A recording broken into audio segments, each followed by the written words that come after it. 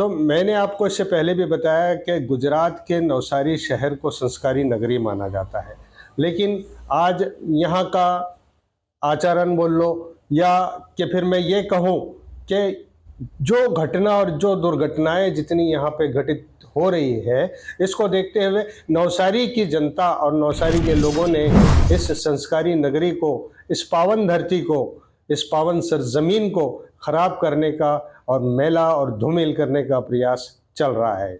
इसी का एक मैं स्वरूप आपको दिखाना चाहता हूँ कि बीते कुछ दिनों पहले यहाँ पर एक युवक और युवती के दरमियान सोशल मीडिया के गलत इस्तेमाल के कारण घटी ये दुर्घटना।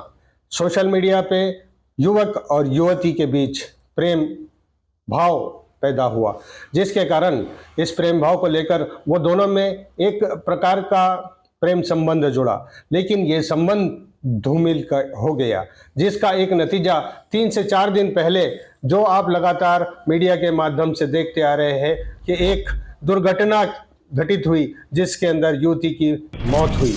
और इसका कारण अगर मैं आपको बताऊं तो आपके भी होश उड़ जाएंगे।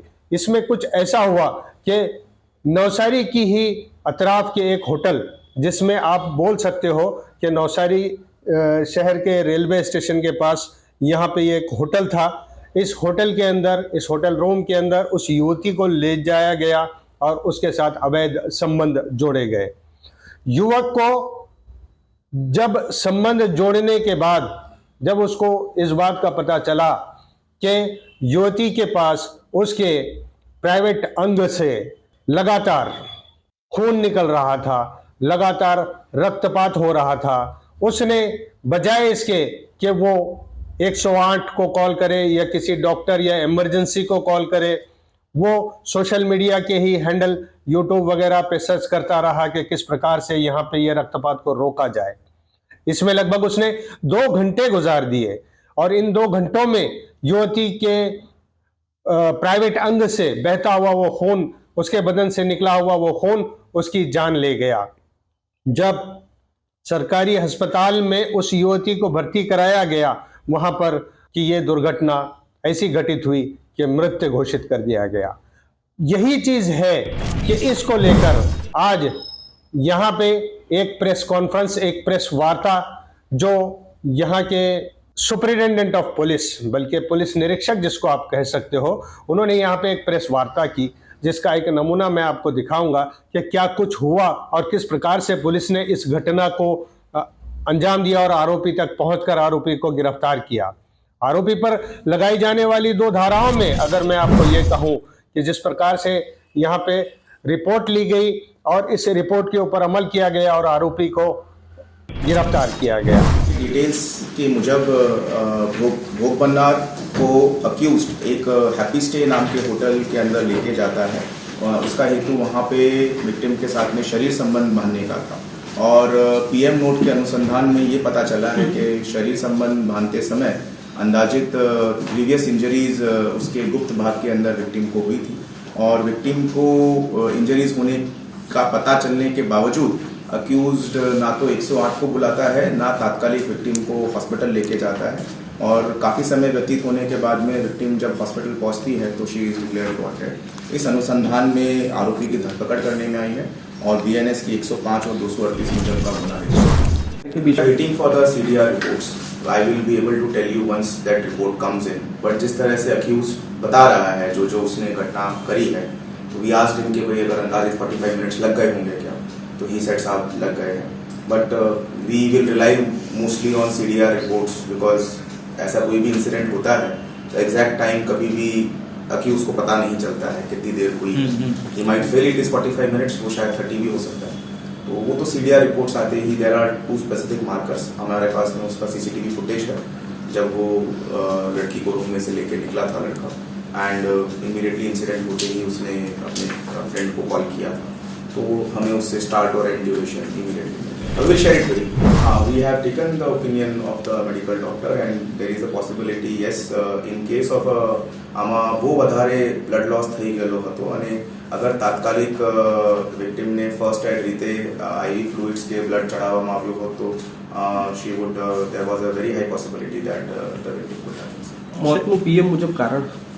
The victim has died due to excessive blood loss after going into hemorrhagic shock. Sir વિક્ટિમની જાગૃતતાની કમીનો અભાવ અહીં દેખાયો. બીજા યુવાનોને શું મેસેજ આપશો?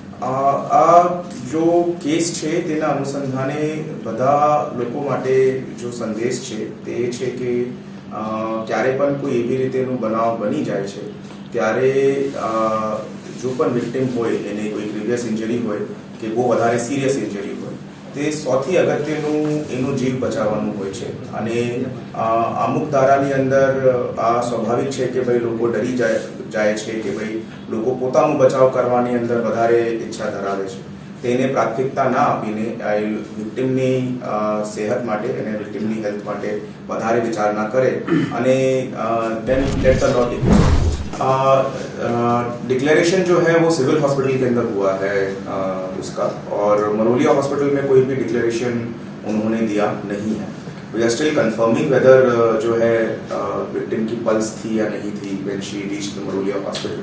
बट एज ऑफ नाउ जो डॉक्यूमेंट्स अवेलेबल है उससे ये अज्यूम किया जा सकता है कि भाई मरोलिया हॉस्पिटल और सिविल हॉस्पिटल आमने सामने ही है. उसके बीच में कहीं उनका प्रेम संबंध કેટલા વખતથી? છોકરી જો અક્યુઝની ક્વેશ્ચનિંગ દરમિયાન તકરીબન 6 થી 7 મહિનાની અંદર આ લોકો ટચમાં આવેલા. દે વર ગુડ ફ્રેન્ડ્સ બિફોર. 3 વર્ષ પહેલાં એ લોકોની મિત્રતા હતી, મુલાકાત થયો હતો, પછી ટચ છૂટી ગયો હતો અને ગયા 6 થી 7 મહિના અંદાજે એ લોકો ફરીથી સોશિયલ મીડિયા ઉપર ટચમાં. Categorically states that the victim has died due to blood loss, hemorrhagic shock. So there is a lot of loss of blood. And जब इतना लॉस ऑफ ब्लड हो जाता है तो इमीडिएटली उसको आईवी फ्लूइड्स के ऊपर चालू करना जरूरी है. That is what the doctor has said. But इसमें डिले काफ़ी हो गया था and because of that the hemophilic profile of the victim के लिए उन्होंने ब्लड सैंपल्स लिए हैं. तो that report is yet to come. तो वंस दैट रिपोर्ट कम्स तो we would be knowing whether the victim was संबंध के कारण लड़की की मौत हो गई. क्योंकि अगर देखा गया तो जिस प्रकार से वो लड़की त्रासद हुई है, क्योंकि जब दोनों के बीच ये अवैध संबंध हुआ उस दौरान लड़की के प्राइवेट पार्ट से ब्लडिंग जिसको कह सकते हैं रक्तपात शुरू हुआ, जिसके कारण से बहुत ज़्यादा रक्त बह गया और लगातार 2 घंटे वहाँ पे वो युवक ये ढूंढता रहा कि किस प्रकार से ये रक्त को रोका जाए और अपनी बात को छुपाई जाए. लेकिन 2 घंटे वो लगातार बहने के कारण युवती के बदन से सीधे सीधे वो खून कम हो गया, जिसकी वजह से युवती की मौत हुई. जैसी ही जानकारी पुलिस को मिली और सरकारी अस्पताल में उस युवती को भर्ती कराया गया, वहाँ पे डॉक्टर द्वारा मृतक घोषित कर दिया गया. पुलिस निरीक्षक सुशील अग्रवाल ने एक प्रेस वार्ता की जिसमें उन्होंने आरोपी को दोषित बताते हुए 2 धाराओं पे मुकदमा दायर किया गया. और इस अगर धाराओं की मैं बात करूं तो ये तो आने वाला समय बताएगा कि किस प्रकार की कार्रवाई वहां पे होगी. उन्होंने बताया कि 105 और 238 धारा में ये गुना दाखिल किया गया है.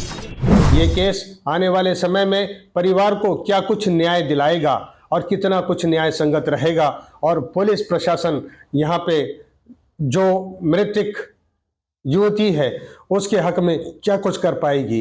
हमारा इस वीडियो के माध्यम से प्रशासन से और सरकार से निवेदन है कि इस आपदा के समय उस परिवार को जिसके घर ये दुर्घटना घटी है उसको किसी प्रकार की मदद की जाए.